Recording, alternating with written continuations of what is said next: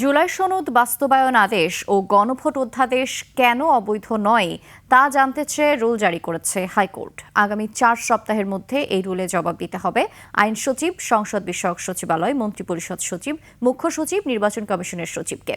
মঙ্গলবার বিচারপতি রাজিক আল জলিল ও বিচারপতি মোহাম্মদ আনোয়ারুল ইসলাম শাহিনের হাইকোর্ট বেঞ্চ এই আদেশ দেয়। বিস্তারিত শাকিরা আরজু রিপোর্টে। 72 ঘন্টা ময়েশ্চার লক সমৃদ্ধ লিলি বডি ওয়াশ শিয়া বাটারের গুডনেস স্কিন রিপেয়ার করে রাখে সফট ও গ্লোয়িং।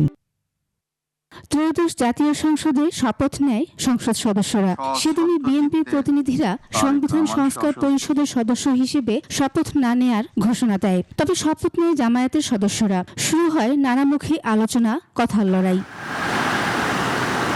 এই পরিপ্রেক্ষিতে হাইকোর্ট জুলাই সনদ বাস্তবায়ন ও গণভোট অধ্যাদেশ চ্যালেঞ্জ করে রিট করা হয়।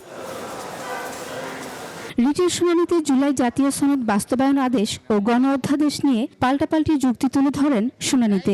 মঙ্গলবার আদেশে রুল জারি করেন হাইকোর্ট, যেখানে জুলাই সনদ বাস্তবায়ন আদেশ ও গণভোট অধ্যাদেশের বৈধতা নিয়ে প্রশ্ন তুলেন সাংবিধানিক আদালত। সেই সাথে গণভোট অধ্যাদেশের তফসিলে যে 30টি ঐকমত্যের ভিত্তিতে যে সংস্কার প্রস্তাব দেয়া হয়েছিল তা নিয়ে প্রশ্ন তুলেন হাইকোর্ট। জুলাই জাতীয় সনদ সংবিধান সংস্কার বাস্তবায়ন আদেশ কেন অবৈধ হবে না সেই মর্মে 4 সপ্তাহের মধ্যে রুল দিতে বলেছে।